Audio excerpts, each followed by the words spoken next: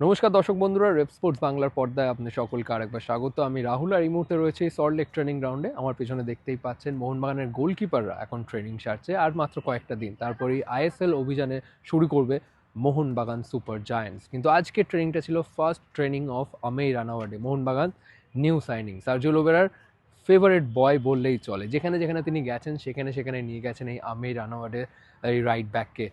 Orissa FC, Mumbai City FC, FC Goa এবং এবার Mohun Bagan super জায়ান্টসও নিউ জার্নি স্টার্ট করলো আমেই রানোয়াডে।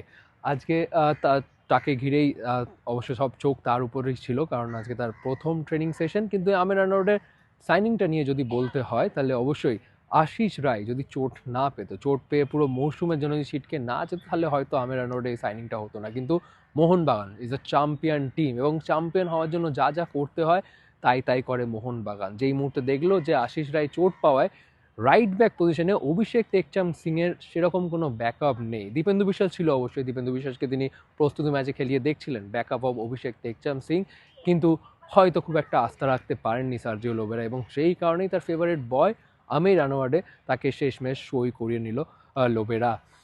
কেরালার বিরুদ্ধে প্রথম ম্যাচ, যেই কেরালার হয়েই গত বছর 5 বছরের চুক্তিতে সই করেছিল আমেই রানোয়াডে, কিন্তু চুক্তি ভঙ্গ করে, কারণ কারণ যেহেতু উইন্টার ট্রান্সফার উইন্ডো শেষ হয়ে গেছে, সুতরাং লোন ডিল সম্ভব না, এবং সেই কারণে মিউচুয়ালি কন্ট্রাক্ট টার্মিনেট করে আমেই রানোয়াডে কিন্তু মোহনবাগানে এসেছে।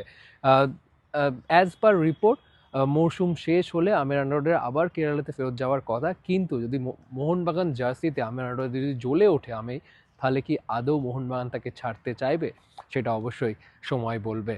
কিন্তু আমেই রানোয়াডের উপরই আজকে নজর ছিল আজকে ট্রেনিং সেশনে। তিনি বেশ ফিট রয়েছেন। আসলে এই যে আইএসএল ঘিরে যখন অনিশ্চয়তা ছিল, যখন বেশিরভাগ ক্লাবেরাই তাদের ট্রেনিং বন্ধ রেখেছিল, অপারেশন বন্ধ রেখেছিল, ঠিক তেমন কেরালা ব্লাস্টার্সও ট্রেনিং বন্ধ ছিল, কিন্তু এই আমেই রানোয়াডে তিনি থেমে থাকেননি।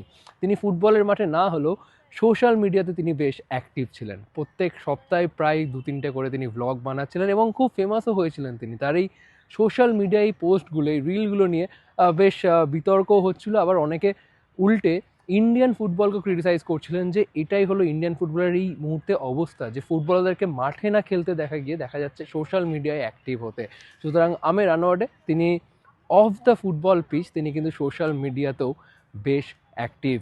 আমেই রানোয়াডে অবশ্যই তিনি একদম প্রপার রাইট ব্যাক, ওভারল্যাপে উঠতে বেশ পছন্দ করেন, মানে ওভারল্যাপে উঠে আক্রমণকে খুব সাহায্য করতে তিনি পছন্দ করেন, এবং সেই কারণেই সার্জিও লোবেরা, যিনি অ্যাটাকিং ফুটবল খুব পছন্দ করেন, তার খুব ফেভারিট প্লেয়ার হলো এই আমেই রানোয়াডে। উড়িষ্যা, মুম্বাই, গোয়া যেখানেই বলুন, এই সব সব জায়গাতেই সার্জিও লোবেরার আন্ডারে তিনি রেগুলার ফার্স্ট 11-এ গেম টাইম পেতেন।